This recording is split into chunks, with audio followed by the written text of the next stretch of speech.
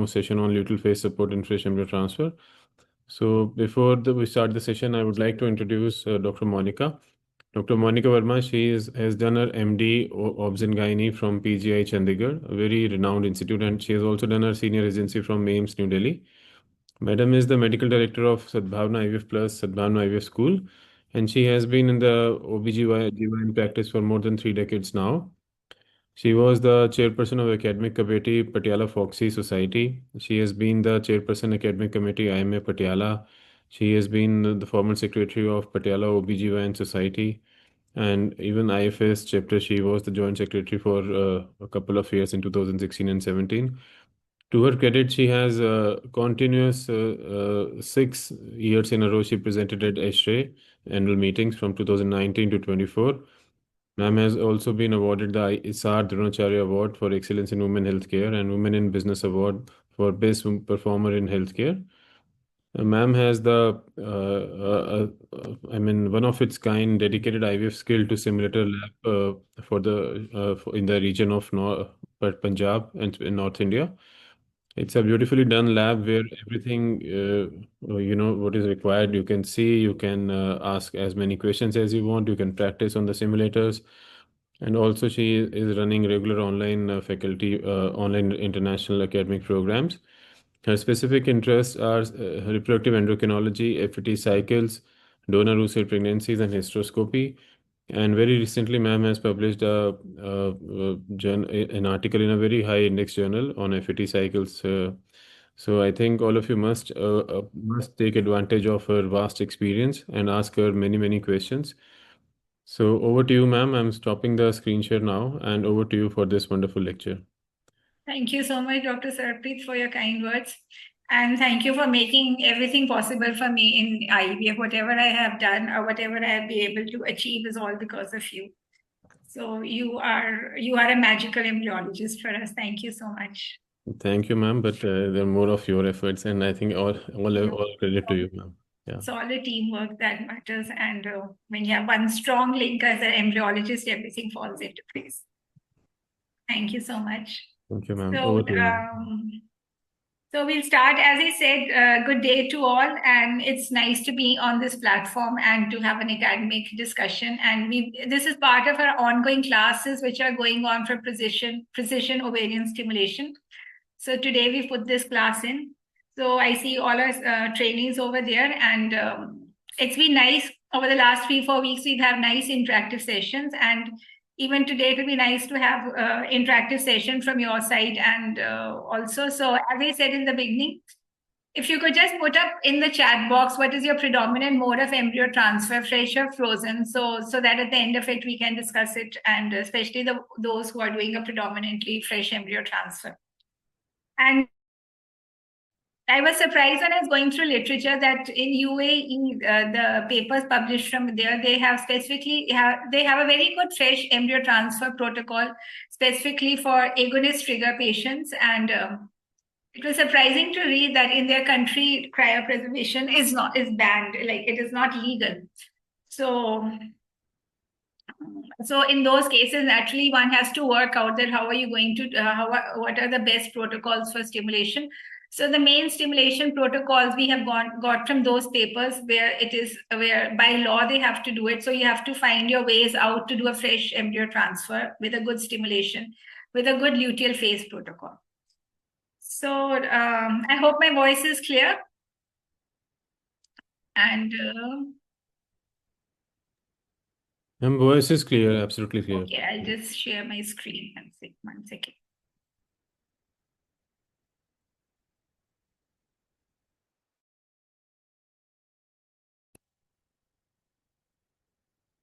Is the slides clear? Dr. Sarpreet? Yes, ma'am. Nicely seen, thank you so much. Nicely heard, yeah. Okay, so if there's any problem in between, I would request any one of you could interrupt me in between so that I would know that something is not right. Okay, so we start with luteal phase support in a stimulated IVF cycle. We have loads of literature for luteal phase support in a frozen embryo transfer, how to go about it, HRT cycle, artificial cycles, natural cycle, modified natural proliferative. So there are a lot of options.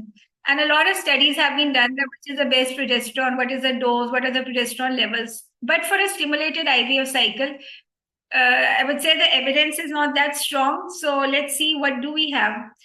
So I'll be discussing it in the context of the endocrinology of the luteal phase in a natural cycle and what is the difference in a stimulated cycle. Do we need to give progesterone considering that we have an overload of corpus luteum when we are stimulating the patient? We know the progesterone goes so high. So do we need to give progesterone? And if we need to give it, when do we need to start it? Even an excess progesterone we know is not good. We have literature coming up with it. So then do blood levels of progesterone make a difference? If we are planning to give a progesterone, then which progesterone? Does it make a difference if you're going to give a vaginal progesterone, intramuscular, and out of the vaginal, we have so many options. So is there a difference? And if at all, what is the dose? Is there any recommended dose that needs to be done? Or how can we tailor the dose and the type of progesterone to the patient? Then once we start the progesterone, then how long do we need to continue? Can we rely on the corpus lutea that are present, or do we have to wait for the luteal placental shift? What is the evidence? And on the whole, what is the take-home message? What are the clinical practice points when we sum up the whole reproductive endocrinology and the evidence? How can we sum up this talk and decide that what needs to be done? How do we go about it? So I'll request you that whatever queries you have or whatever comments you have, you can also put it in the chat box as and when you have any doubt in between, just type it in the chat box and we'll discuss it at the end of the talk. So first and foremost, we have to know the endocrine. We'll discuss the endocrinology of a normal menstrual cycle to know what is actually the process that goes on in a normal cycle. So when we talk of the endocrinology, there are 4 aspects of it. One is the LH surge, then the corpus luteal and its role with progesterone production, then the life of the corpus luteum, and then how can we rescue the corpus luteum.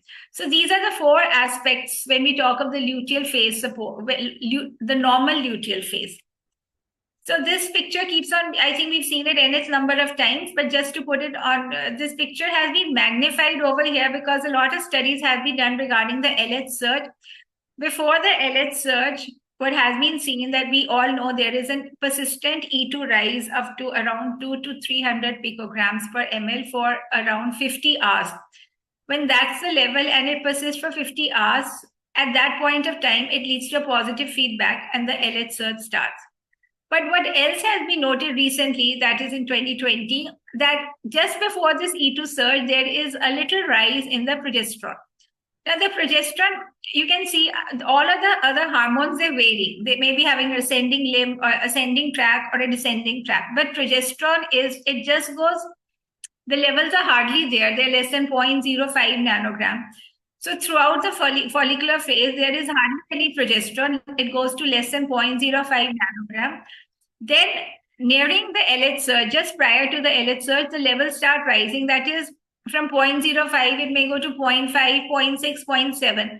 A 0.67 nanogram is also a pointer that the LH surge is going to take place.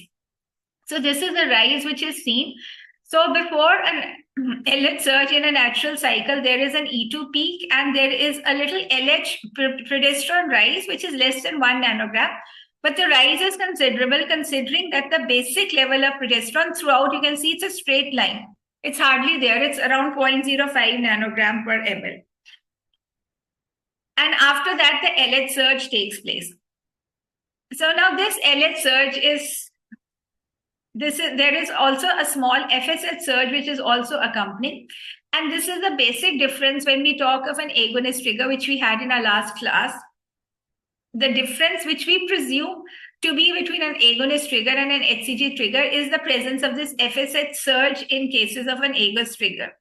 What exactly does this FSH surge do? We don't know, but it is presumed that they both lead to resumption of oocyte meiosis and maturation, and their expansion and dispersion of the cumulus oocyte complex. And because of this expansion and dispersion, it gets free and it becomes free floating into the follicle. And so we can aspirate it, or like it's loosely attached. There is, because of the LH surge, there is expression of adequate LH receptors on the granulosa cells. There is a follicular rupture that occurs, and luteinization of the granulosa cells and theca cells for the corpus luteum to produce progesterone. So there's a whole surge of progesterone which occurs after the LH surge.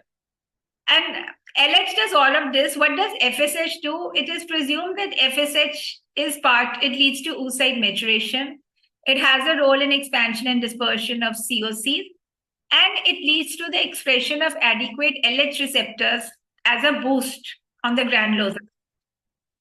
But also just to add that there are papers which have given not the agonist trigger, but with an HCG trigger, they have added a bolus of FSH, and that didn't make any difference.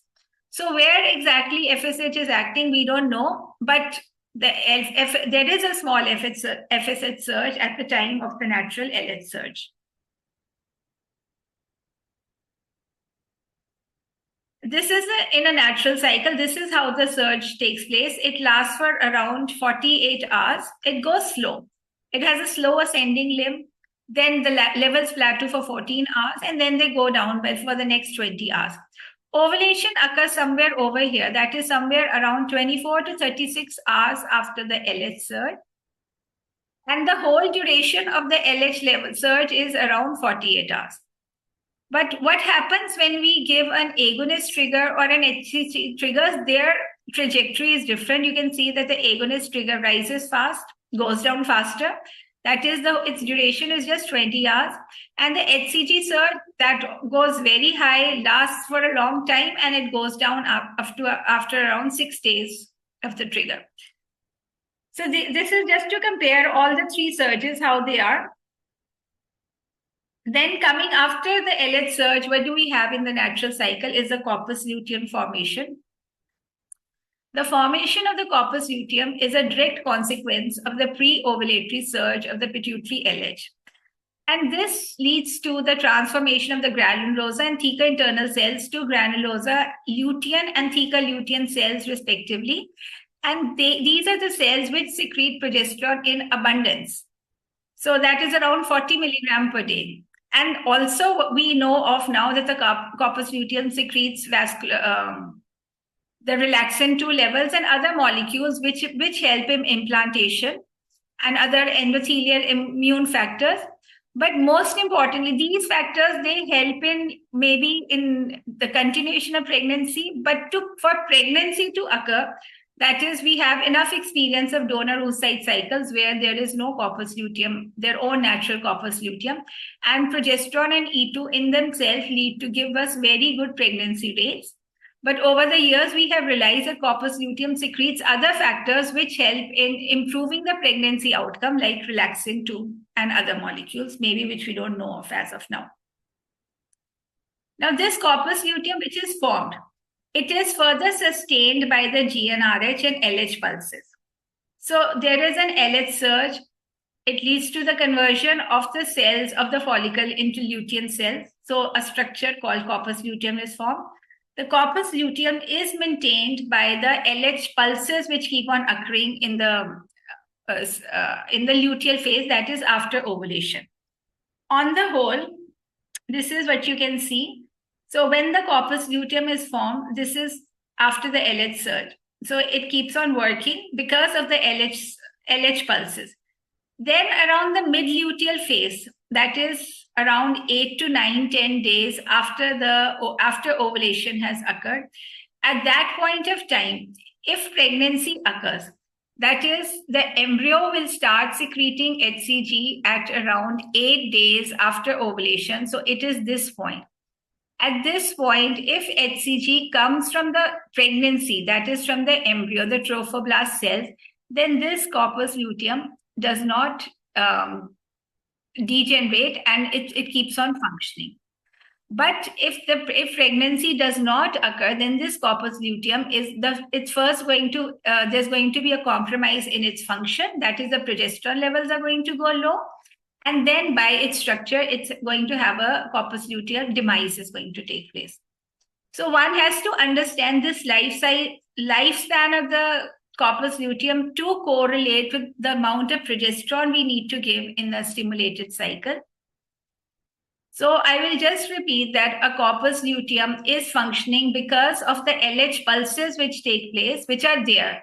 So after the LH surges, you have small LH pulses which are going on, and it keeps the corpus luteum growing and functioning. That is, the progesterone levels keep on rising, and the peak progesterone levels we expect around day 21 of the cycle. That is, after 7 days of ovulation. But after that, even if the LH pulses are there, or even if we give an HCG injection, we cannot rescue the corpus luteum. We can maybe rescue it for 2-3 days, but a corpus luteum will be rescued only by the exponentially rising HCG from the embryo.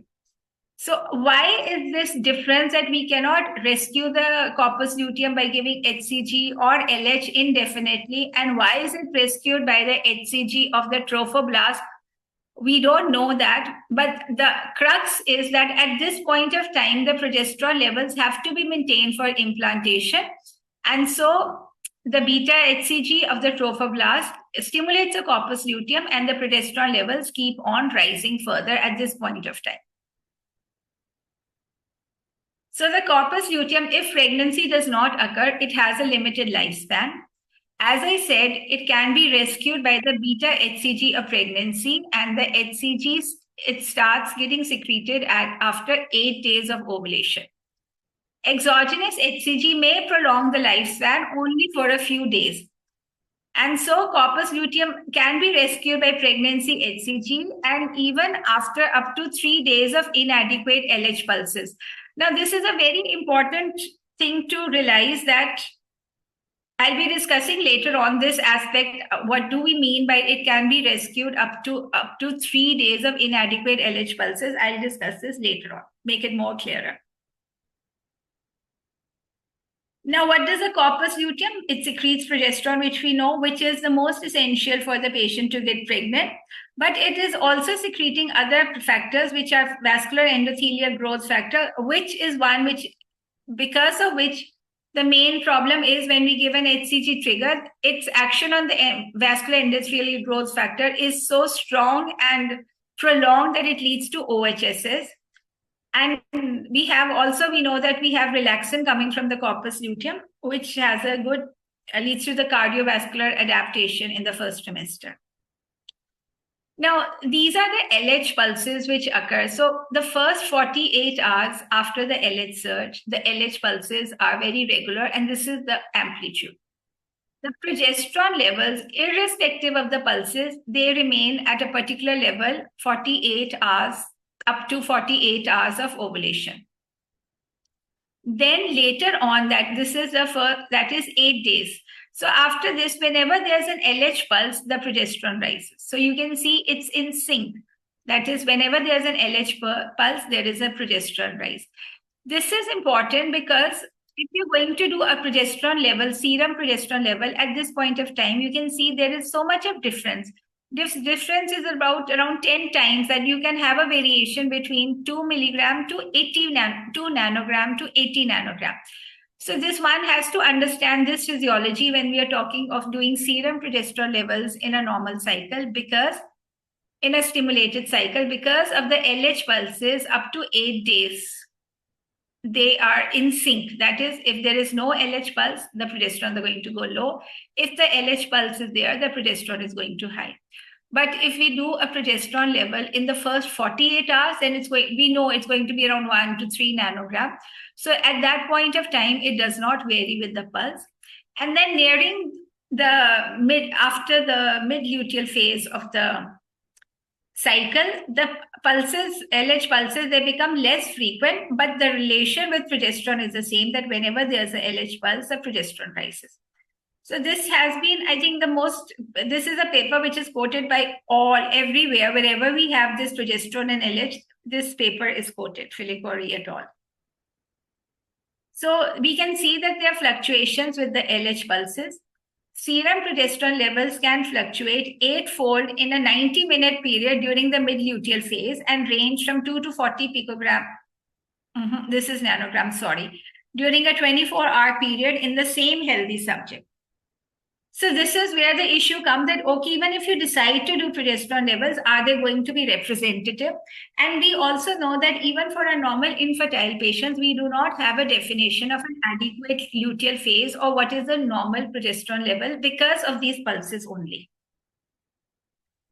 Now, LH, because of the LH surge, LH acts at different enzymes in the granulosa and the theca cells. And because of this enormous changes in the enzyme factory, there is a surge of progesterone which occurs. So the corpus luteal secretes around 40 milligram of progesterone per day, and this occurs both for the granulosa cell and the theca cell. And we do not have any definite point in literature which says that this much of progesterone comes from the granulosa cells and this much comes from the theca cells. We don't know. It's on the whole, the corpus luteum secretes around 40 milligrams of progesterone per day. Now, just to give you an idea about the progesterone levels, in the follicular phase, as I said, it is a straight line which we saw, and the levels do not fluctuate. The levels are usually, which we have seen, less than 0.05 nanograms. So just to sum it up, it's less than 1 nanogram. At ovulation, we know it occurs, the levels rise, and within 24 hours, it goes to around 3 nanograms. Mid-luteal phase, the levels are somewhere between 7 to 15 nanogram per ml. There is a variation, but these are the average levels. And in pregnancy, the levels go higher because of the corpus luteum being functioning because of the activity of the beta HCG, and the progesterone levels go very high, around 200 nanograms per ml. Now, for an endometrium to change into a secretory, from a proliferative to secretory, we just need 5 nanogram per ml in the serum values. But when we are talking of frozen embryo transfer, we need higher levels because we need higher levels for the whole genetic, which we have seen the genetic molecular changes or the genetic markers when we have seen in endometrium, which is receptive. So we need higher levels. 5 nanograms is less. We need something around 10 nanograms per ml. And when we talk of a stimulated cycle, because the estradiol levels are so high, so that leads to a little more of resistance, and the levels which have seen to be optimum in a stimulated cycles are much higher than what we need in a frozen embryo transfer. And it's something around 30 to 50 nanogram per ml. So now, if we know in an IVF, in a stimulated cycle, we have so many corpus luteum. So will it be that we don't need to give any progesterone because the corpus luteum, and we know that the corpus luteum is going to secrete progesterone. So is it always that the corpus luteum functional properly? For infertile patients, it is very well documented that the corpus luteal function, even as such, varies from cycle to cycle in normal fertile women. That is, in one cycle, the corpus luteum might be secreting progesterone normally. In the other cycle, it may not be. We have evidence for that. So even in normal cycling female women who have regular cycles, it was seen that in around 60% of the cycles, in only 60%, the levels were more than 10 nanogram per ml in the mid-luteal phase. That is, in around 40% of the patients, the levels were less than 10 nanogram. So this is these are normal, healthy cycling women. So it's not always that the corpus luteum is going to be functioning, and we can totally rely on the corpus luteum. And also, leave alone a normal fertile women. When we talk of infertile women, that is patients who are undergoing IVF, they have a higher chance, maybe because of their age, infertility, endocrinology, they have a higher chance of luteal phase defect, which has been defined as a lower progesterone level. And we know in different papers quoted, it is up to 30% have luteal phase defect, that is lower progesterone. So that means that even if we have so much of corpus luteum, we are not sure that the corpus luteum is going to function normally. So maybe we have to keep this in mind, that can we rely on the corpus luteum, or do we need to give progesterone for all our patients? Then this was also seen that these are IVF patients who are undergoing a frozen embryo transfer with a natural cycle. And it was seen that is infertile women undergoing IVF having a natural cycle, that is with their own corpus luteum. the progesterone was being secreted, and serum levels were done 1 day before the frozen embryo transfer, and 37% of the patients had a serum progesterone less than 10 nanograms. So these are IVF patients on their natural cycle. So in all studies, the crux is that up to 30% there can be a problem, whether it's infertility, whether they are normal cycling women. 30% there may be a variation of the corpus luteal function, for which we cannot predict, we cannot detect. So we have to keep in mind that when we are giving progesterone in a stimulated phase, how long do we have to give it? Can we trust the corpus luteum, or we must wait for the luteal placental shift to occur? And placenta, yes, we can trust. Then what else happens in a normal cycle? The luteolysis. So as I had mentioned earlier, in a non-fertile cycle, the corpus luteal undergoes a process of regression known as luteolysis, which first there is a loss of functional and then structural integrity of the gland. And this functional regression we know is associated with a decrease in the progesterone production. And after that, we can see the corpus luteum regressing. We've seen it on ultrasound on day 24, 25. First, we have a good corpus luteum formation post-ovulation, and then when we do our basic follicular study in the next cycle, the corpus luteum is not there. So these molecular events which are involved in luteal regression are prevented by exposure to HCG of the embryo and not by exogenous exposure. What are the molecular events? They are not very well defined as of now. So it comes that the luteal phase cannot be extended indefinitely with progressively increasing LH exposure. It's not that you keep on giving HCG and the corpus luteum will keep on functioning. No. There is an active luteolytic mechanism. The lifespan, if pregnancy does not occur, is somewhere around 11 to 17 days. Administration of exponentially increasing doses of HCG prolongs the lifespan of the corpus luteum up to about 3 days. And suppose the corpus luteum has no support of any LH pulse or any HCG, it will undergo luteolysis if for more than 3 days there is no LH pulse or HCG there to keep the corpus luteal functioning. So the HCG of pregnancy rescues the corpus luteum. This occurs at this point.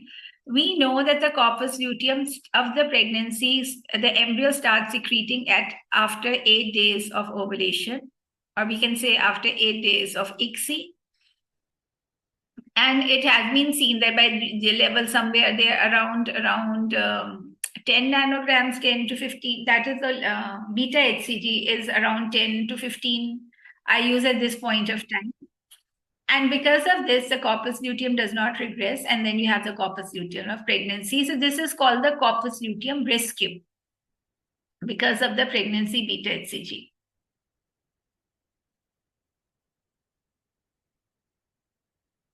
So now the progesterone which is required in a natural cycle, we'll just sum it up that the LH surge is the signal for follicular rupture and luteinization of the theca and granulosa cells. LH pulses again are critical for the development and function of the corpus luteum. And then the HCG secretion by the embryo strophoblast sustains the corpus luteal function in early pregnancy. So this is how the corpus luteum, if pregnancy occurs or if we are having an IVF cycle in a fresh transfer, so we have a trigger. The corpus luteum should function by the LH surge, and then the beta HCG of the pregnancy would sustain the corpus luteal function. Now there is a difference of all these aspects when we are talking of a stimulated cycle. So now we'll come to what happens in a stimulated cycle, what is difference, and what do we need to give. So we will be talking what happens to the corpus luteum and the progesterone levels in a stimulated cycle. So now in a stimulated cycle, endocrinology, how does endocrinology translate into clinical practice points? So we have three aspects. One is the follicular phase, one is a trigger, and then comes the luteal phase.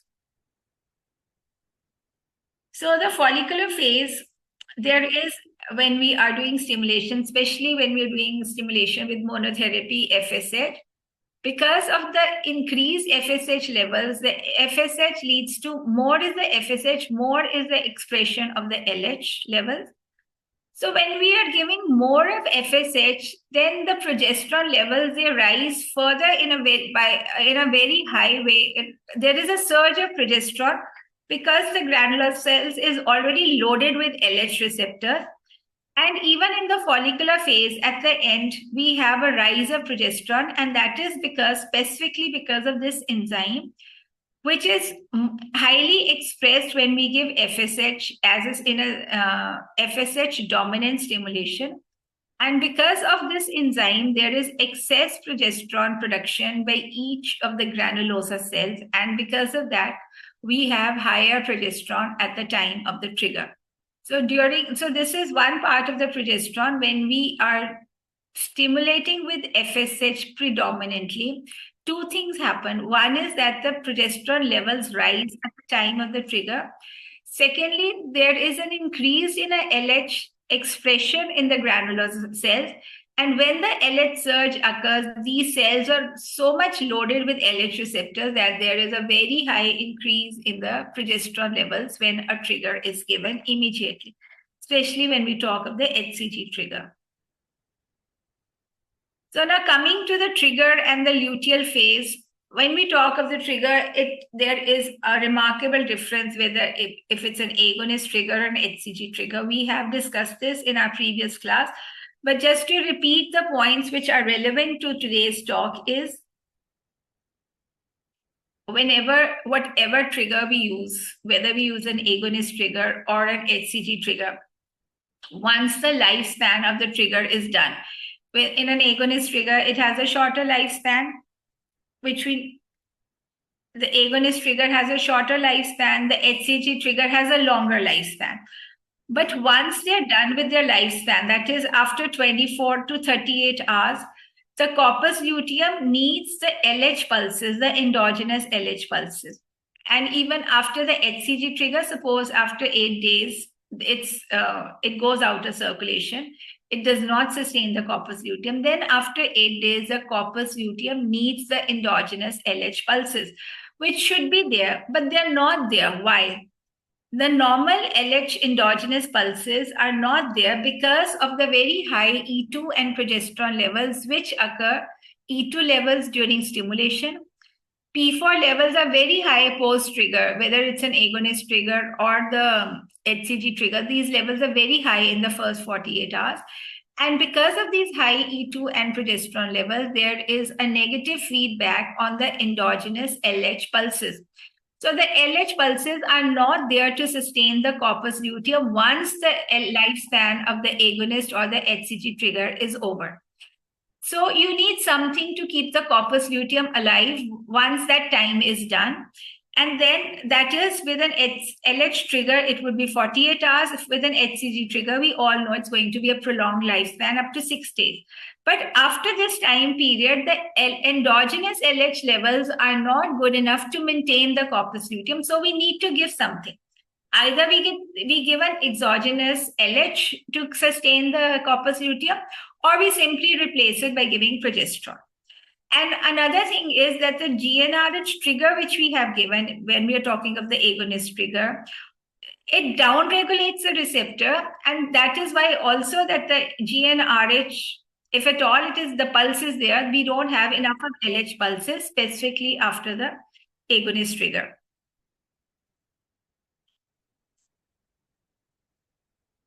So when this agonist trigger, okay, after 48 hours, its effect is not there. The endogenous LH pulses are not there to maintain the corpus luteum. And the beta HCG of the pregnancy, if the patient becomes pregnant, is going to come around day 8 after ovulation. That is, this is going to last for maybe say 2 days, and the beta HCG of pregnancy is going to come on day 8. So there is a 6 days gap. That is, we don't have a functioning corpus luteum for 6 days. So, and as I mentioned, as I said, that if we don't have an LH pulse for up to 3 days and we give an LH or say an HCG, suppose after 48 hours, it can rescue the corpus luteum. So that was the significance of those 3 days, which I had mentioned for these triggers. So that is, suppose we plan to give an HCG on day 3 or day 4 or day 5. So it can still rescue the corpus luteum, which was without an LH pulse for a maximum of 3 days.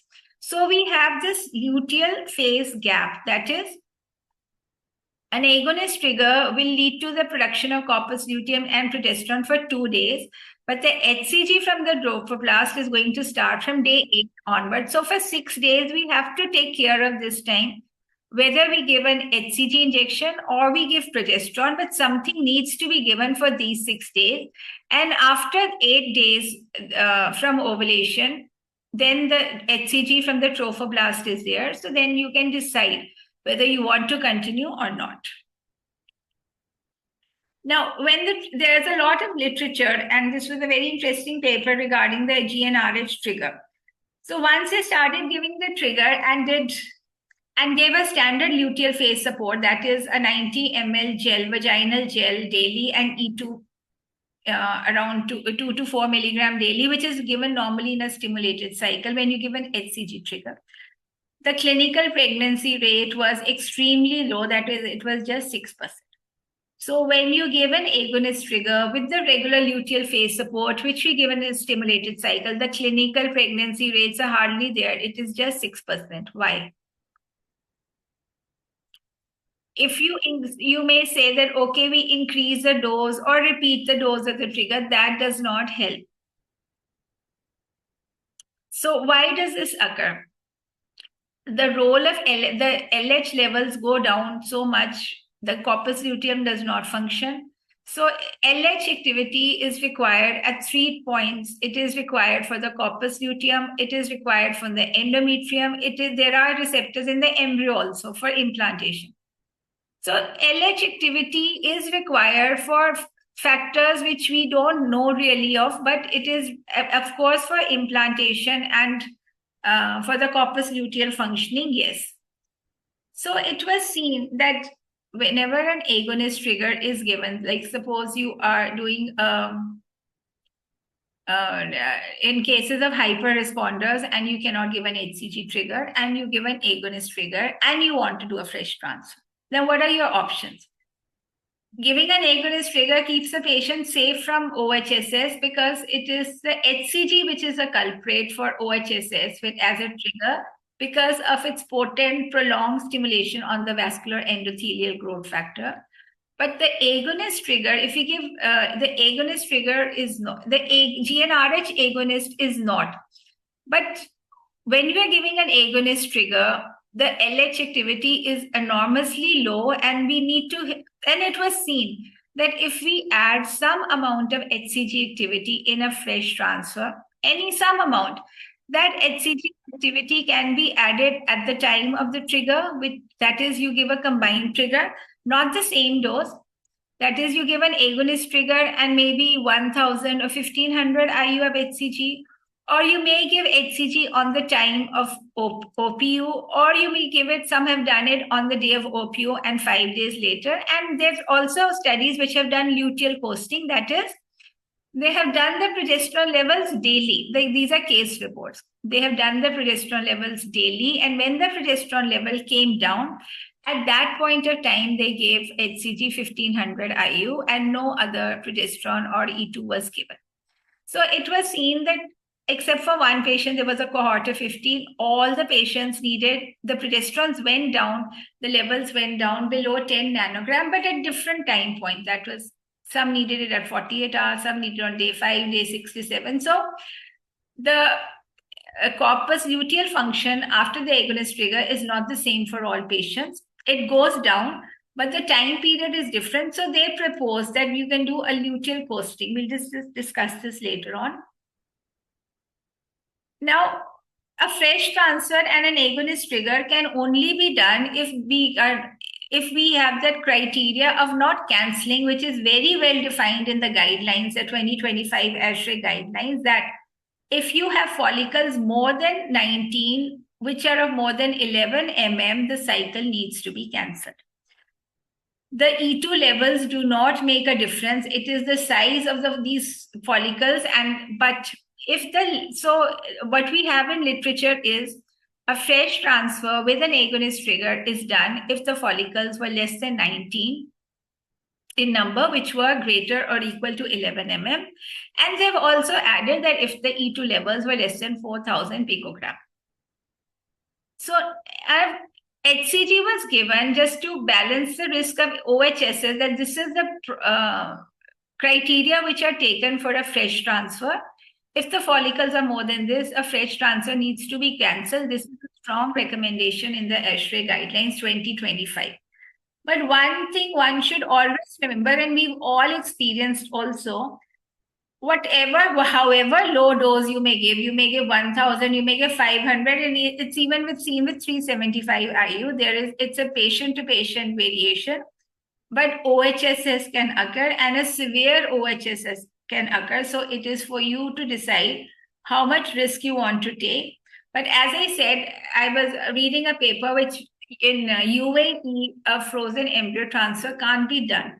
So if fresh transfers have to be done, then things have to be found to balance out the risk of OHSS and pregnancy.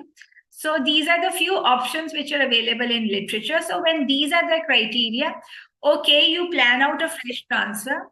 So one option which was by Shapiro et al. In 2008, a dual trigger, not the regular HCG. Like when we talk of a dual trigger nowadays for maybe poor responders or whatever, we have a full dose of HCG and a full dose of agonist.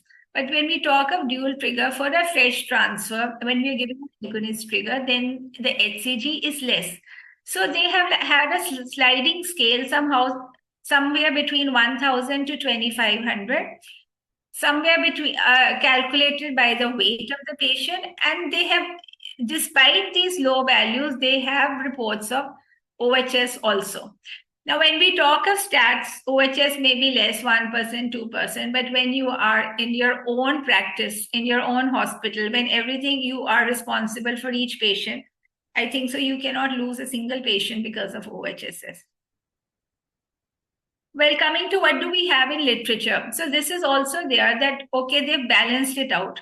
We said that less than 19 follicles, which are greater than 11 mm, okay, you do a transfer, fresh transfer.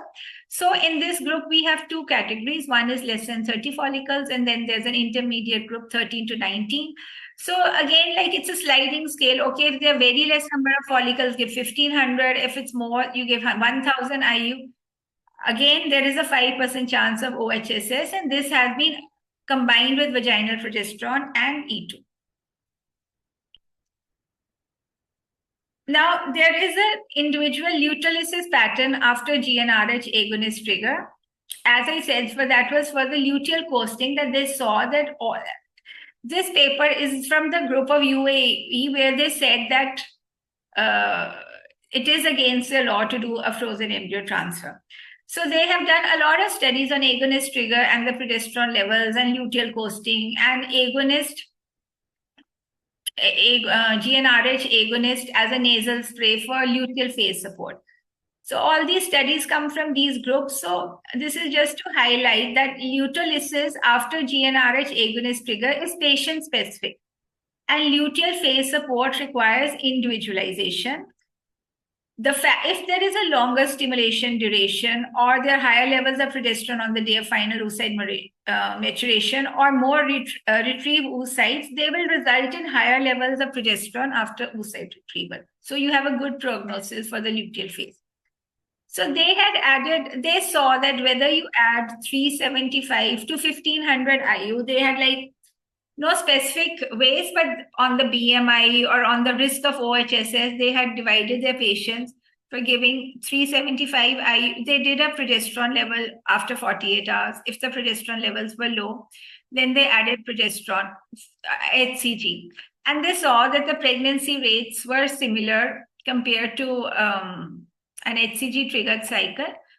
Whether you give LH 1500 HCG or 375 or 750, there was no difference in the pregnancy rate. So they concluded that 375 IU of HCG given 48 hours is also, it gives good pregnancy rates when we are talking of an agonist trigger and a fresh cycle.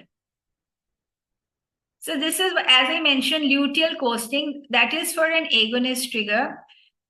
Some HCG activity needs to be given. That is one school of thought. The other school of thought is that, okay, you give HCG not as a definite, as a dual trigger or on OPU day. You see the progesterone levels, and this group, Call et al. In 2015, they did daily progesterone levels 48 hours after ovum pickup. And when the levels went below 10 nanogram, they gave a single dose of 1500 IU. And this time period varied from, the spectrum was different. Some patient had a P4 going low on 2 days, some on 7 days. So the spectrum was different, but they all required, except for one, they all required one injection. And after that, they did not monitor. And the clinical pregnancy rates were comparable to the study control group. This group, which I just mentioned, they said that you do the progesterone level 48 hours and 72 hours and give a whether you give 375, 750 or 1500, the pregnancy rates were similar. So they concluded that even a 375 IU would be good. These are all proof of concept studies, that is, they are very limited cohorts, double digit. So further trials are required. But in your practice, if at any point of time you are stuck with a case who has an agonist trigger and you have to do a fresh transfer and she's a hyper responder, so you can keep these things in mind to make it safe for the patient. Now, this is something very interesting, and I think this could be very practical for these type of patients where, like, we are stuck, an agonist trigger, and you want the patient to conceive. So this is, it makes sense. And what they did, they gave intranasal GnRH agonist, that is Nephrelin 200 microgram BD, that is 2 actuations of the nasal spray. Morning one nostril, evening the other nostril. So they alternated the nostrils. And they started this one day after the ovum, that next day after the ovum pickup. And every day for 14 days, this nasal spray, that is, you are giving GnRH agonist in a BD doses, and this GnRH agonist will stimulate the LH of the pituitary. Otherwise, we presume that the E2 and progesterone of a stimulated cycle are so high that they have a negative effect on the LH of the pituitary. So we give this GnRH agonist in a BD doses, and this will have a positive effect. It will counteract the negative effect, and it will stimulate the LH from the pituitary and FSH, and which will lead to the functioning of the corpus luteum. So this makes so much of sense. It is simple, and it is seen that agonist to downregulate the receptor, it needs around 14 days. So it will be acting for, we need it for 10 to 12 days post ovum pickup, or post ovum pickup 10 to 12 days. And so it's a good option. It makes sense. So that is, I just highlighted this study. This is a recently published study to study whether intranasal GnRH agonist can be effectively used for luteal support in high responder patients undergoing fresh embryo transfer after using the GnRH trigger. 46 patients, they were given nephrelin in BD doses, that's a 200 microgram. For 2 weeks of it was given. No additional progesterone supplementation was administered. The primary outcome was clinical pregnancy rate. High medium progesterone levels were measured at mid-luteal phase and on the day of first positive pregnancy test.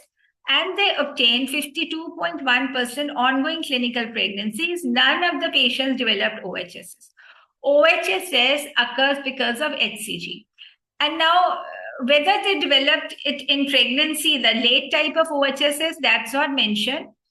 So that is always there, that suppose you save yourself by giving this protocol, late OHS can still occur because of the HCG of the pregnancy. So you have to see how you're going to go about it, but this is a very good option. That is, when you're giving an agonist trigger, then the next day you start intranasal GnRH agonist, a BD dosage.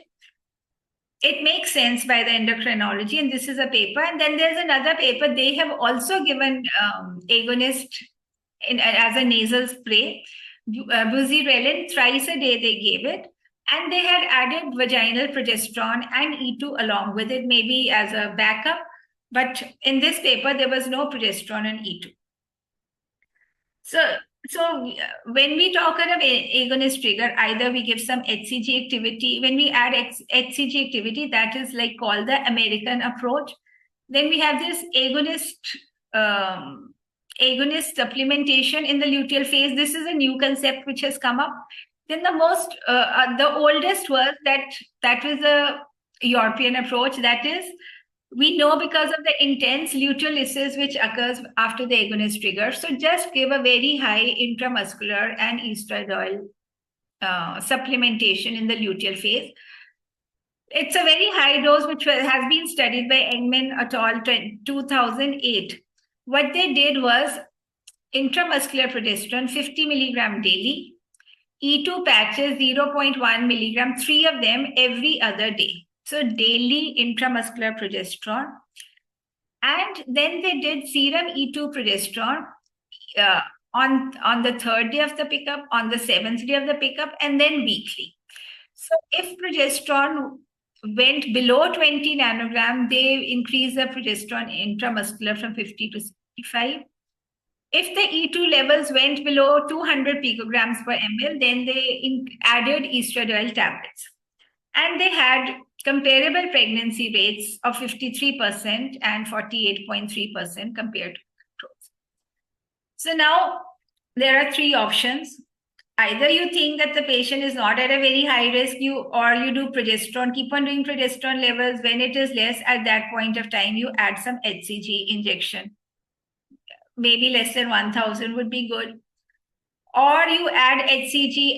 It is seen that if you add HCG at the time of the trigger compared to ovum pickup, 36 hours earlier, the chances of OHSS are less when you add it earlier, if you're not going to do the progesterone levels.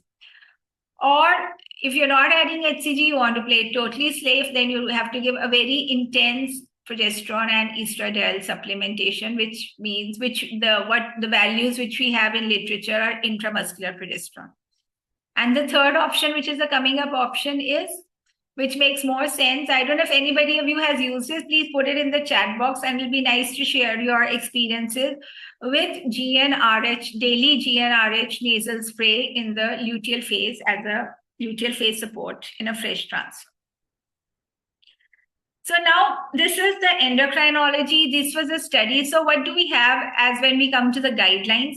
The guidelines are going to give us, we need RCTs. They need RCTs to give us some strong guidelines. So as of now, these are the 2025 ASHRAE guidelines. What do they recommend? Strong recommendation. There are 2 of them. One is that the HCG, a GN agonist trigger is not recommended for final oocyte maturation in a woman at risk of OHSS combined with a freeze-all. It is recommended when we are going to do a freeze-all strategy, and a patient is at risk of OHS, then the agonist trigger is the trigger of choice. There is no doubt about it. It keeps the patient safe. It keeps you safe. This is a strong recommendation. Now, the other recommendation is that with or without LH activity in the luteal phase support, even if you're using LH activity, a GnRH agonist for final oocyte maturation is not recommended in a general IVF population with fresh transfer. So with fresh transfer, we don't need to give an agonist trigger when we're going to, in a general IVF population, give them HCG trigger, do fresh transfer. So even if you're going to add LH activity, it is not recommended. That's a strong recommendation. So this was the agonist trigger, which is a controversial trigger when we are doing the giving luteal phase support. For HCG trigger, things are very clear and plain. HCG trigger, the difference is it goes faster, it goes higher, it stays longer, and then the progesterone levels fall at a time when they're supposed to rise in a normal cycle. So like there is so much of progesterone over here when normally we have a progesterone, we know after ovulation, the progesterone levels go to 1 nanogram, 3 nanogram, and then they gradually rise up to 15 nanogram at this point of time.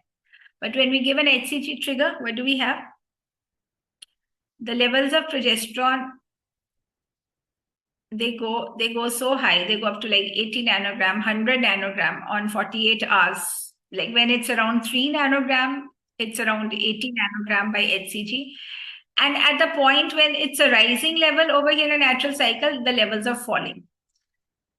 This is the difference. So how do we manage it? Once you can see the LH levels, how enormous they are. The LH levels go up to 140 IU, and otherwise by the LH surge, it's something around 40 IU.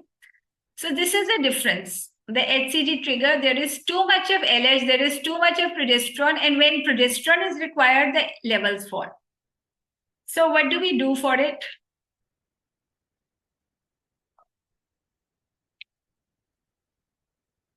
So then we have to start progesterone. So when are we, the HCG, the levels are going to fall on day 6 of the cycle.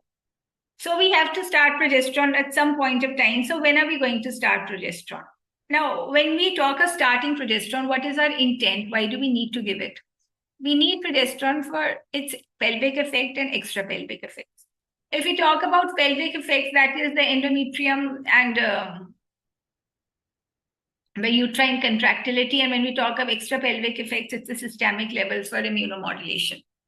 So these are the different effects where progesterone acts. It acts on it makes the endometrium receptive at the level of a histopathology secretory, at the level of the genetic markers, implantation, immunomodulation, uterine vasodilatation, myometrial quiescence, and maintenance of pregnancy. So when we talk of when are we going to start progesterone, we know that we have enough progesterone when we give an HCG trigger for the first 72 hours. And we can start progesterone somewhere up to 72 hours of the oocyte pickup. So this is what are the guidelines.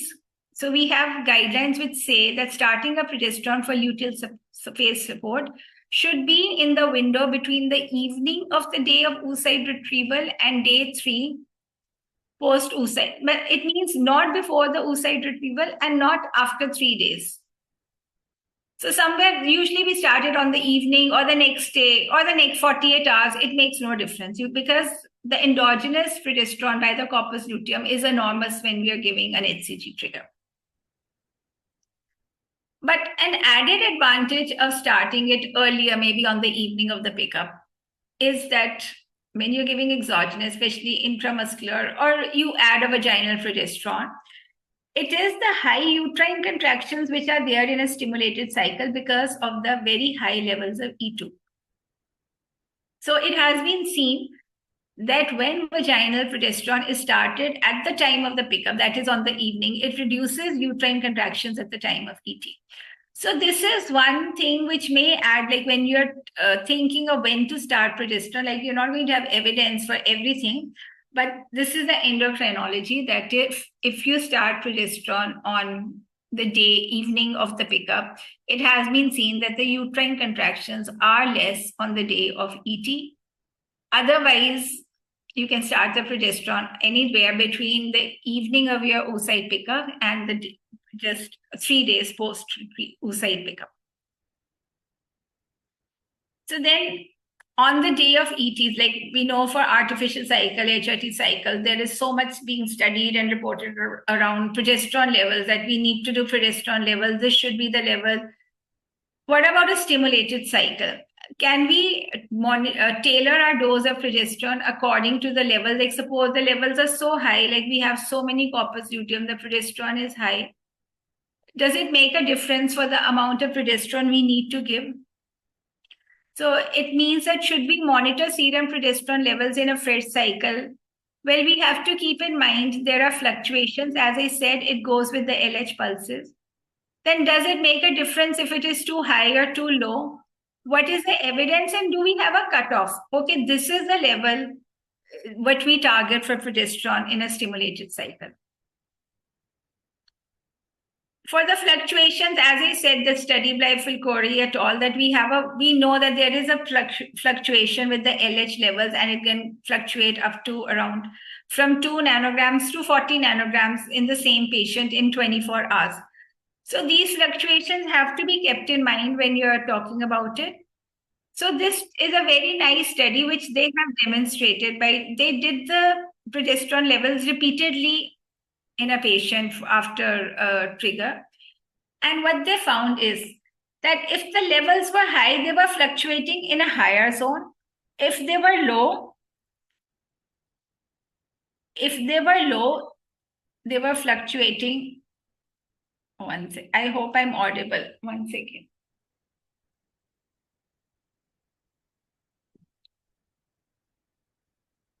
So if the levels were low, then they were fluctuating in the lower limit only. So the fluctuations are there. So, but what concerns us is low levels of progesterone. So if they were low, they were low. So you can see these fluctuations, they're hardly there. Like if they were less. So this is something that they favor, that they said that maybe doing a progesterone level might be helpful to identify those patients who have low levels, because if they're low, whatever day, time of the day you take it, the levels are fluctuating in the lower range only.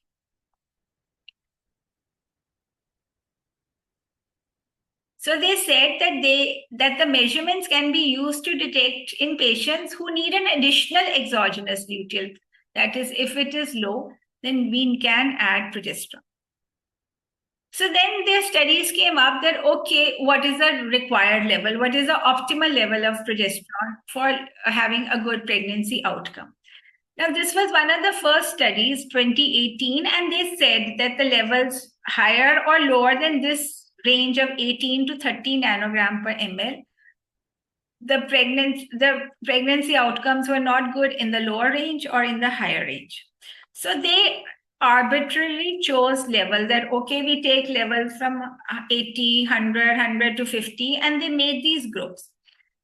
So this is what they said, that this is the level between 60 to 100, where you have the maximum pregnancy rates, maximum live birth rates. So this was the range that is somewhere over here. And then they saw in the mid-luteal phase also, mid-luteal means was on the time of pregnancy. But this study has been commented for its methodology, considering that one cannot take arbitrary levels. It has to be taken by quartiles or tertiles. And when somebody has written a paper, and when they have converted the progesterone levels into quartiles, there was no difference in whatever levels of progesterone was there regarding the pregnancy rates. But on the whole, the Systematic Review and Meta-Analysis 2022, on the whole, in stimulated cycles with several corpus luteum, the mean progesterone level in no ongoing pregnancy and no live birth was significantly lower than in those in ongoing pregnancy and live birth. So there is a difference. What is the exact difference and what is the significance? All the studies are not pointing to the same answer. Then this was a talk in 2023 by Labarte et al., who has done, her papers have come for progesterone levels in frozen embryo transfer. And she gave this talk in her prospective study, 243 patients for fresh ET stimulated cycles with a luteal phase support.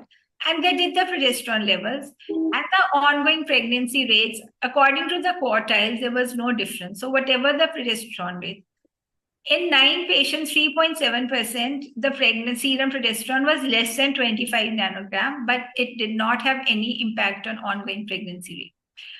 So we cannot say conclusively that there is more evidence of not doing progesterone levels in a stimulated cycle than doing it. This is a study which has just come up, 2025, in human reproduction. The median serum P level on the day of ET was 72.3 nanogram, with values ranging from a minimum of 10 to 364. you can see the vast range, and levels which were somehow in between 46 to 72 are associated with the highest live birth rate.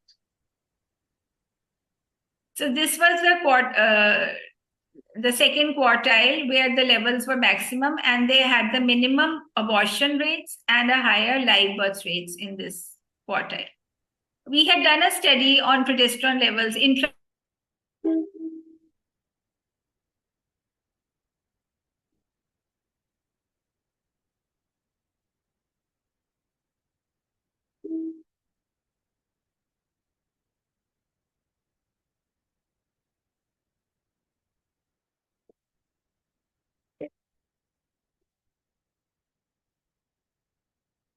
a stimulated cycle is greater than the natural cycle because of the very high E2 levels, which make it more progesterone resistant. Now, when we talk of which progesterone, we have so many progesterones with us. So we have to see, okay, we are going to give progesterone in the stimulated cycle. We are going to give progesterone somewhere between from the day of pickup, evening of pickup to 3 days post pickup. So which progesterone are we, and maybe we do not stimulate the levels, but which progesterone are we going to give? Is there a difference? Is there a difference, or is just what you feel more comfortable with, or which the patient feels more comfortable with? So what are the things which we have to take in mind? Now, the progesterones available, we know one was the intramuscular progesterone, that is the oldest. Then we have vaginal progesterone. We have vaginal progesterone capsules, suppositories, tablets, and gel. Then we have oral dydrogesterone, we have subcutaneous progesterone. So is there a difference? 2025 ASHRAE, the guidelines say that progesterone is recommended for luteal phase support after IVF. That is for sure. There's no doubt about that. Any of the previously mentioned administration routes, non-oral for natural progesterone, that is micronized natural progesterone, is not to be taken orally, can be used as luteal phase support. The dosing of natural progesterone has evolved empirically. That is, there's no evidence, but this is what the dosing is, which includes 50 milligram once daily for intramuscular, 25 milligram once daily for subcutaneous progesterone, 90 milligram once daily for the gel, 200 milligrams 3 times daily for micronized vaginal progesterone in oil, 100 milligram 2 to 3 times daily for the tablets, and 400 milligram 2 times daily for vaginal pessaries. These are the doses. These are just evolved empirically. So we'll see at the end, like how are you giving your progesterone? What do you think gives better results in your practice? Then dydrogesterone. Dydrogesterone is something we would wish that we could give it to all our patients. It is like in the trials, in fresh embryo transfer, we have those LOTUS trials. It was a non-inferiority trial to compare dydrogesterone with micronized progesterone 600 milligram per day in HCG triggered cycles. And they found that dydrogesterone 30 milligram per day gave superior results to 600 milligram of 200 TDS vaginal capsules of micronized progesterone. So for FET, dydrogesterone does not have that much of evidence, but for a stimulated cycle, when you have progesterone in the background, there is so much of background progesterone, you have corpus luteal functioning when you give HCG trigger for the first 6-7 days. And we presume, yes, then the pregnancy is going to occur, and on day 8, the beta HCG is going to stimulate the corpus luteum, which are there. So the pregnancy is not so much dependent on the exogenous progesterone. So at that point of time, dydrogesterone has proven its point as a very good support for luteal phase support with good pregnancy rates, 30 milligram per day. But now there has been reports, this has been highlighted in the guidelines. That is, there is a pharmacovigilance report of association between dydrogesterone exposure and increased risk of congenital malformations. That is, pharmacovigilance is that patients report or doctors report by themselves. They note malformation, that a patient who was on dydrogesterone and the fetus, if there's any malformation in the baby. So these are like self-reporting things. So there is more self-reporting with dydrogesterone than compared to progesterone. This does not prove that this progesterone is a cause of it, but this reporting is there. And so there is a conditional recommendation that dydrogesterone is probably recommended for luteal phase support. So we had discussed this in our conferences and workshops, which we have. So with our colleagues and senior colleagues, that with this type of, when you have this recommendation and when you have this type of pharmacovigilance reports in literature, because patients are going to go back and they read about every drug which you give. So then are we justified in giving dydrogesterone? Because then if something happens to the fetus and the patient is going to say this is already mentioned in literature. So there was a suggestion from our senior colleagues that they said, okay, what we have done, that they've started giving dydrogesterone till the time of pregnancy test. And once the pregnancy test is okay, then they shift over to the other progesterones. So something in between. So I would like to have your view.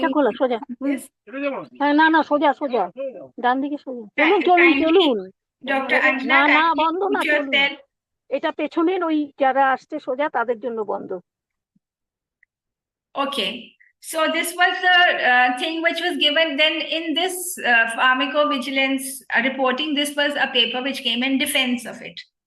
So this is just to say that what they found, this was the key findings. They say that this study looks at whether the side effects reported with dydrogesterone, which is a drug used to prevent early miscarriage, notably in ART, show a significant amount of birth defects. This study looked back at the data reported by patients or healthcare professionals to the pharmacovigilance system at a global level. And it found that birth defects are statistically more reported with dydrogesterone than with other drugs, including progesterone. Like they say, if something happens with progesterone, it's not because of progesterone, it could be because of infertility as such, it could be because of the patient profile. So it is ingrained in the health workers and the patient that natural progesterone does not cause congenital malformation. And it is always a little questionable thing regarding dydrogesterone. So there is a lower threshold to report congenital malformations with dydrogesterone than with progesterone. So the results do need to be treated with some caution because the study methodology cannot establish causation and further research is needed.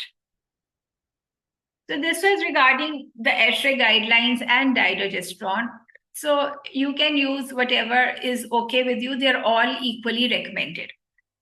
Now, what does the literature say regarding, is there any difference, what is the basic difference between these products when we talk of suppository or we talk of tablets?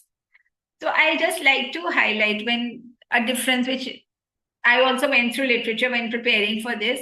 We use a Crenone gel, that is progesterone gel. We do not use these capsules and all, capsules and tablets. But what is the difference when we talk of capsules, micronized capsules compared to vaginal cyclogest, that is the suppository? So suppository, it melts earlier, like it is more messy. And so patients may complain of more discharge, more messiness compared to the vaginal micronized capsule. Patients who have a drier vagina or like an irritating vagina, those patients may be better off with the vaginal suppository because it is softer and it melts easier. In papers, some papers say suppository gives higher levels. Some have said that micronized oil. There are opposite views about it. But when you're deciding for which to give, suppository may be preferred for patients who have a drier vagina or who have more irritating vagina. So a suppository is a softer type of a progesterone. The literature says that the vaginal progesterone preparations, Crenone, Cyclogest is a suppository, 400 milligram, Lutegest are tablets, Utrogeston are the micronized vaginal capsules. They are equally safe and effective vaginal products. You can use whatever you want to use or whatever you're more comfortable with. Then this is recently 2026, as you can see, which has just come up in human reproduction. They indicate higher clinical and higher live births in all ART cycles using progesterone compared to cyclogest. A lower miscarriage rate was also observed in the HRT cycles with utrogesterone compared to cyclogest. And these findings are potentially due to differences in the pharmacology of the drugs, the dosing regimes in phase cycles, and difference in absorption amongst women, with different underlying pathologies. So being retrospective, confounding factors could be there, but there was another study by Labarta et al. Where they said they had higher levels of serum progesterone with the suppository compared to micronized vaginal. This study says that we are not talking of progesterone levels, we are talking of the outcome. And they noticed a better outcome with micronized vaginal capsules compared to the suppository. So it is for you to decide in your experience, what are you using, what are you more comfortable with. This paper said that critically, the use of intramuscular progesterone should not be dismissed as it yielded the greatest clinical pregnancy rates in fresh cycle. Pregnancy success was impacted by initiation of the therapy within 1 day after oocyte retrieval. So even intramuscular progesterone has its point, and this is a recent network analysis, 2026. They have compared different routes of whether you are to give vaginal, intramuscular, or dydrogesterone, oral. So this is a meta-analysis of all the papers which have been published, and everything has been compared, 24 RCTs. And what did they conclude? That oral administration was the only route. Oral administration means dydrogesterone was the only route reaching statistical significance for increased clinical pregnancy rate.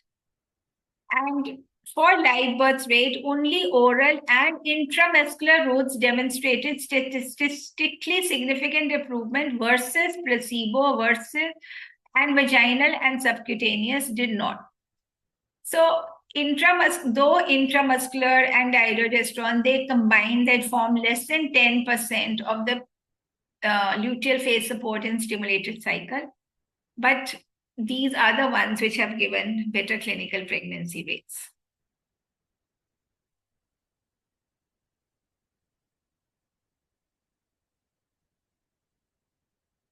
Then what else needs to be given in the luteal as luteal phase support other than progesterone? Do we need to give E2, and do we need to give a GnRH agonist? Suppose we have an HCG trigger. Do we need to add E2 or an agonist, a dose as injection of agonist? E2, it has been seen that the levels are so high, like 4,000, 5,000 picogram, or even something more than 2,000 picogram. And the levels have been done, and the fall in the, even if the levels fall by around 30%, even if the levels fall by 30%, they still remain in the higher range, 800 to 1,000 picogram. So if you're talking of HCG trigger cycles, there is no evidence to add E2. But if you're talking of the agonist trigger, yes, 4 to 6 milligram of E2 if you're giving intense support with progesterone and estrogen. ESHRE 2025, the recommendation is the same as what it was in 2019. That is, the addition of estradiol to progesterone for luteal phase support is probably not recommended. Then what about the bolus dose, GnRH agonist bolus as a luteal phase support?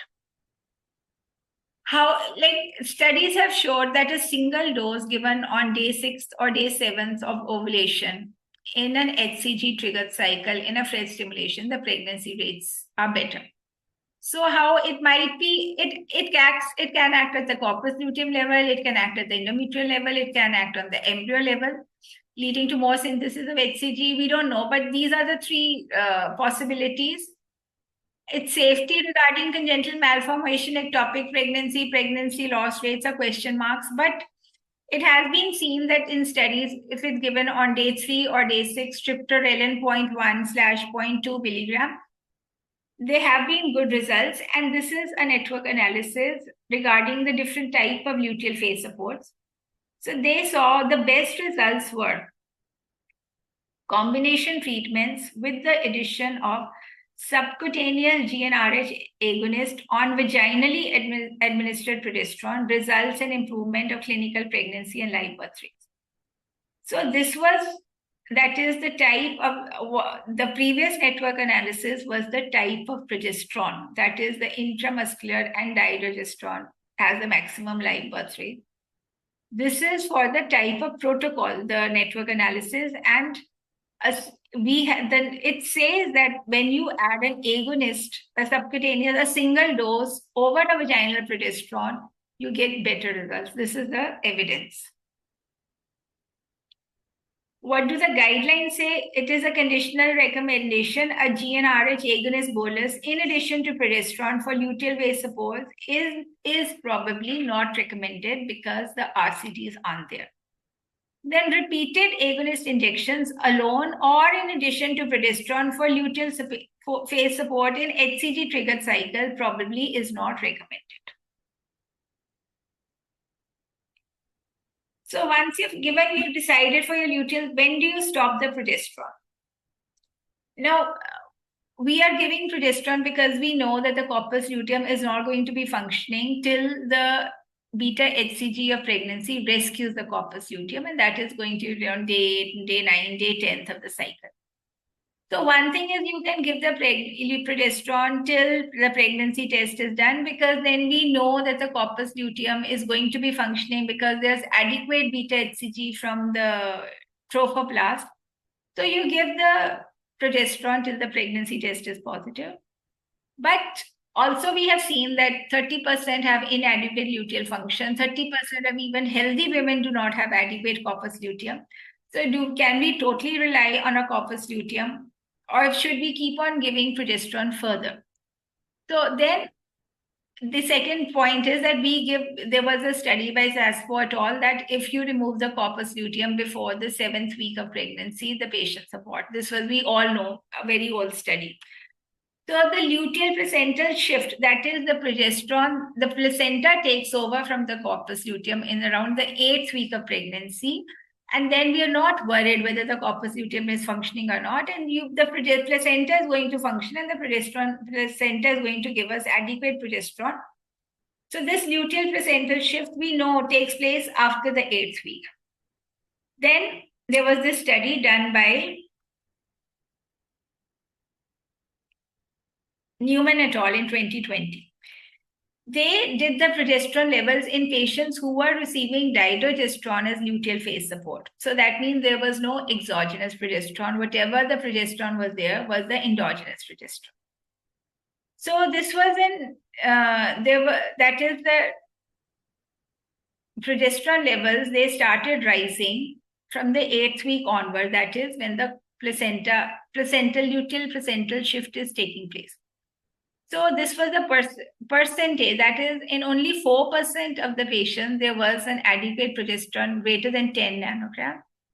And it was by the 12th week that all the patients had, the complete luteal placental shift had taken place, and the patients had adequate progesterone levels by the 12th week. So if we see this study, and if we stop our luteal phase support at around the 8th and 9th week, there is still a significant percentage of patients where the luteal placental shift is later than the expected 8th week. So keeping this in mind, because we cannot identify the patients where the corpus luteum is going to function, we cannot identify the time point when the corpus luteal placental shift is going to take place. And we have evidence that it is at around the 11th and 12th week that 100% of the patients in one study had a progesterone level more than 10 nanogram. So keeping all this in mind, the present recommendation is either you can go by this, that give it up to the pregnancy day or 8th week or 12th week.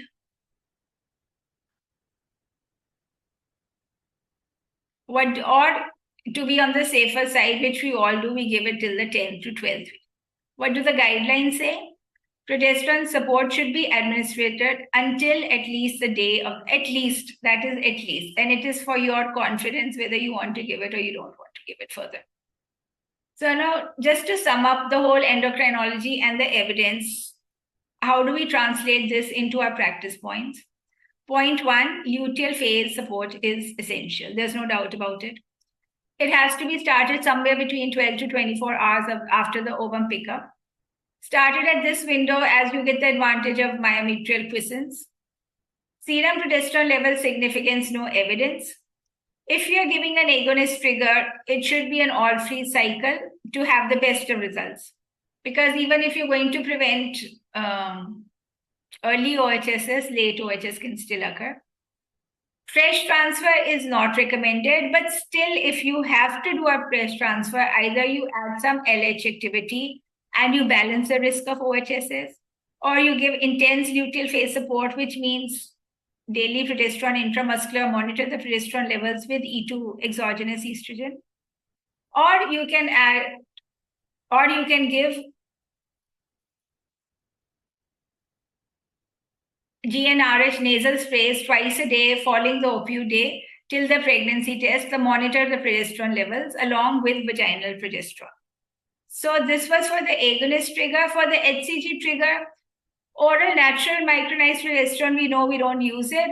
Whatever you can use, gel, tablet, suppository, whatever you have experience with, everything works well. Intramuscular injections, like one shouldn't just leave it. They do have a role. I don't know, for fresh transfer, what's your experience with intramuscular progesterone?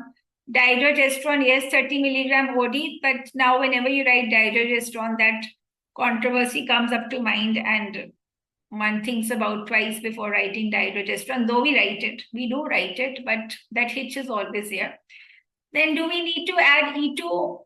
Only like if you're using in an HCG trigger cycle, no, you don't need to add it. Do we need to add GnRH agonist bolus? The evidence is there that you get better results. That also we can have a discussion. What is your experience with giving agonist bolus on day 6? Reports say, network analysis say that it does help. How long to continue? At least till pregnancy test, better till 8th week of pregnancy. And as we have seen that the luteal placental shift in 5% patients take, say, for 11 to 12 weeks. So you decide. In our centers, we continue till 11 to 12 weeks. So that was all.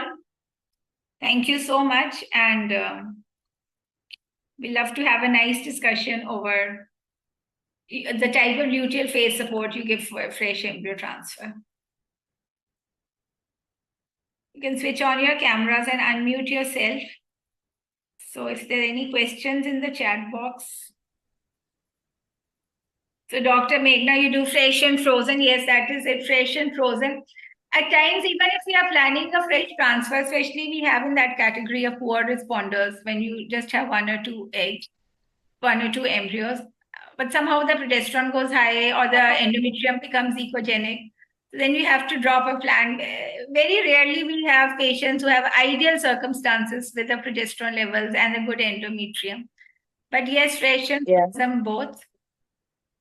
In poor responders, sometimes I use. You do the fresh embryo. Poor responders, when they have very less number of, that is the only thing we do. Yes. Otherwise, all is frozen. Yes, so rightly said. So what is the luteal phase support? What is the trigger you give in poor responders? You give a dual trigger or a single? What are your options? Yeah, actually, according to the number of follicles and E2 levels we are doing. So currently we take the call, but usually I use dual trigger. I think M2 are best with the dual trigger. So, and the support is also then required less in the luteal phase because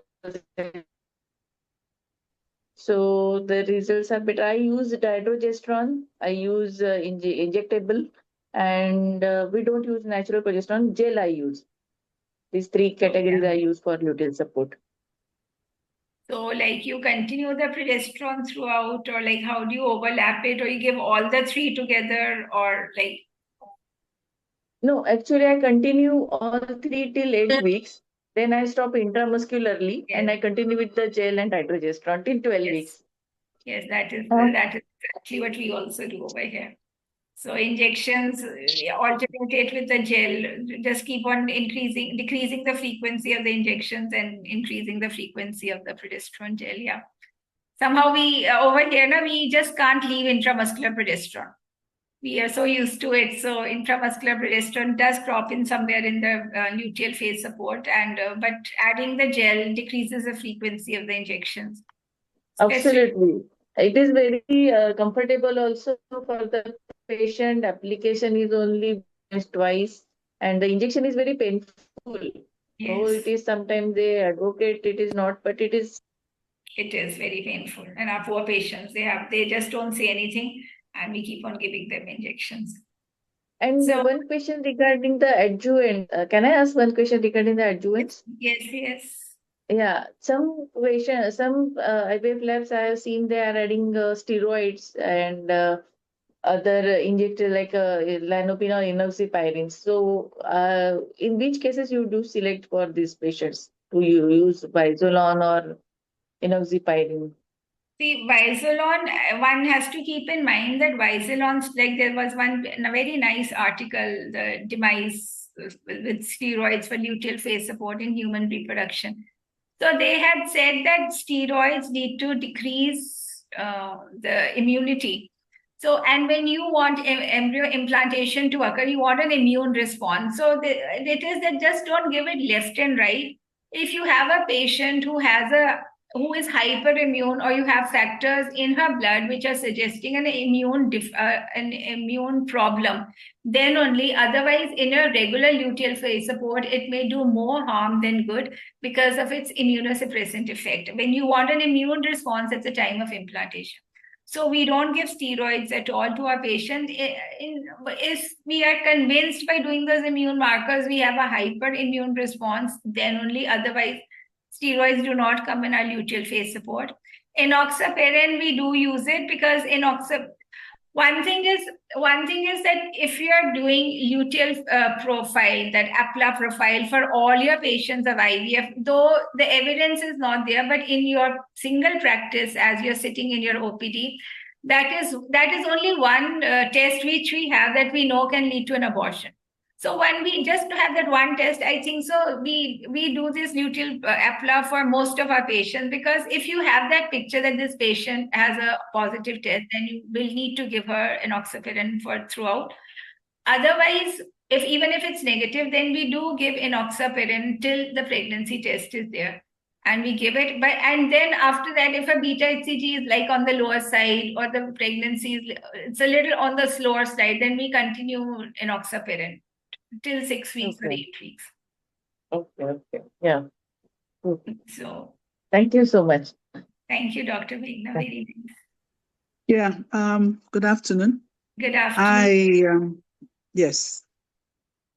I want to find out if the luteal phase support for a donor cycle and the luteal phase support for own cycle, how does prednisolone come in? Because the donor cycle, the embryo might be not toxic, is new to the recipient, because the oocytes are donated oocytes. So what do you suggest? We have enough literature which says that we know that the pregnancy rates are very high in donor oocyte cycle. They come to around 70 to 80%.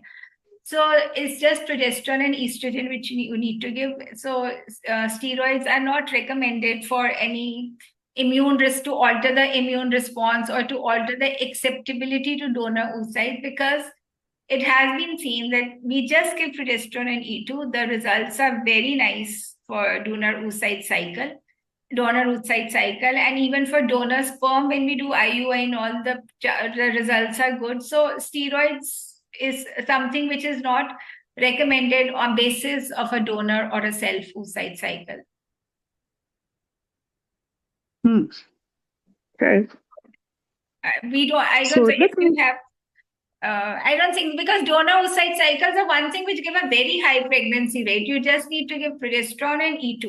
And I would like to add that this was discussed at ASHRAE, and they said we don't know about this, that when we have a patient who's postmenopausal, who does not have a corpus luteum, and we give them donor oocytes, and we just support it by progesterone E2, the way we normally do, and the pregnancy rates are so high.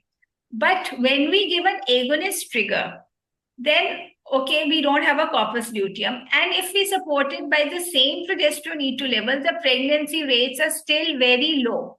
So there is a difference because of the LH activity, and how exactly to explain it by the endocrinology, they said we don't know. This is a big question mark. that in patients who do not have a corpus luteum post-menopausal, and the pregnancy rates in HRT cycles by donor oocytes, we know is like it is the highest. But when we give an agonist trigger and the patient's corpus luteum does not work, we have to give very high dose of intramuscular progesterone and E2. Rather, we say, okay, don't do a transfer. But this is comparable to a donor oocyte in a post-menopausal lady. But there is some other difference which we do not know of. And this was discussed over there. And they said it's yet a question mark. That with an agonist trigger, why do we have to give so much of support? And why is it recommended usually not to do a transfer with the agonist trigger? So I hope I'm clear. Like, this is something that was discussed, and we also have it in mind when we're there. Why is this difference there? But for steroids, I don't see, they're not recommended specifically to make the patient more receptive to donor oocytes. Wow. So one more question. Sure. You said it's not recommended to transfer in agonist cycle. Does it mean that you do only antagonist in your climb? Because we do, does it mean it's only antagonist cycle you do? Or freeze-all cycle, sorry. Yes, yes, thank you so much. So if we give an agonist trigger, then it's a freeze-all. It should be a freeze-all cycle. And if you're doing an antagonist cycle, you give an HCG trigger, you can freeze or do a fresh transfer. If you do an antagonist cycle with an agonist trigger, it is with the intent of doing a freeze-all cycle. But as maybe if you are forced to do a fresh transfer, maybe for some reason that you have to do a fresh transfer and the patient is not a hyper responder or she's not in that too high risk of OHSS, then what I think so, a GnRH agonist support nasal sprays would be a good option. So this is what I think. So it works well with the endocrinology and what the literature is saying, though there are no RCTs about it. So, but when we give an agonist trigger, we do a freeze-all cycle. Till now, that is what we are doing. So when we, what I mean is that when we intend to do a freeze-all cycle, but like either it could be a planned freeze-all cycle, or it could be because on the day of trigger, the progesterone levels are very high, or the endometrium is looking like secretory. So we drop our idea of a fresh transfer. Then if we have to do a freeze-all cycle, then we just give an agonist trigger. Then we don't give an HCG trigger for these patients. But you could give either. It makes no difference. Well, you can't give HCG if it's PCOS. For hyper responders, you cannot. Like if it's suppose it's a normal responder and everything is going fine, but then on the day of trigger, you say, okay, the progesterone levels are 1.5 or 2 nanograms. So you drop your idea for a fresh transfer. So at that point of time, then you can just give an agonist trigger and that will do fine. Thank you. Thank you so much, Dr. Iqbal. Hello, ma. Hello, Dr. Abdul. How are you? Fine, ma. Sorry, regarding the last comment made by Dr. Iguedo on prednisolone for immunomodulation and luteal phase support. I have a patient who had defeated mid-trimester death and sometimes even late IUMs. Currently, she's 20 weeks, and I think there was never a time she has reached 20 weeks. And I have placed her from the beginning on luteal phase support, intensive luteal phase support actually. I was thinking about autoimmune problem. I was not able to evaluate that. So, but empirically, I put her on luteal phase support with progesterone and estradiol. And then I add prednisolone. So currently she's 20 weeks and she's on prednisolone. I am having, because I have seen she has reached 20 weeks, I'm afraid of removing the prednisolone, but as well, I'm concerned about the use of prednisolone beyond 20 weeks. I don't know what you do. Can you advise me on this? Yeah, regarding that's nice. Your best wishes for your patient. So that is what I said, that if we find an immune disorder or a specific patient with recurrent abortion or a specific patient, then we can try prednisolone. But like when a patient has a recurrent implantation failure, then maybe steroids come into picture, not as a routine. And when we give them Predmet or Visalon, that is a steroid that does not cross the placenta, so it does not affect the fetus. The dose should be kept less than on the lower dose, because it has been seen that if we give it more than 40 milligram per day at the time of 8 to 12 weeks, that is more associated with malformations in the context of cleft palate, cleft lip and palate. Otherwise, Predmet and Visalon, it does not cross the placental barrier. It remains safe for the patient and the fetus.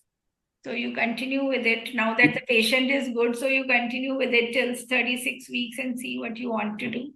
But it doesn't cross the placenta. Okay, prednisolone doesn't cross the placenta. Prednisolone does not cross the placenta. It's betamethasone and dexamethasone that crosses the placenta. Predmet, Visalon does not cross the placenta. All right, thank you. That is what I've been using. Yeah. So but even if it doesn't cross the placenta, the upper limit is 30 milligram, specifically at the time of 10 to 12 weeks, because it affects the cleft palate formation, and cleft lip and cleft palate have been seen.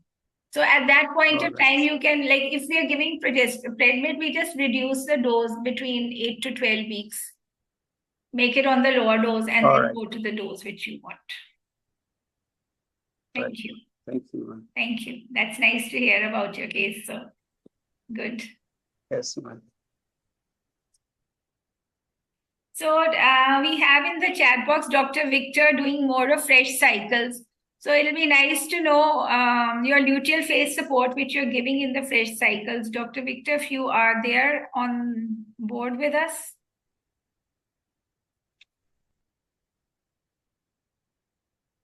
I think Dr. Victor has left. So okay. So I don't see any more questions in the chat box. So if anybody has any doubts, they can directly WhatsApp in the demo groups, and we'll be more than happy to answer.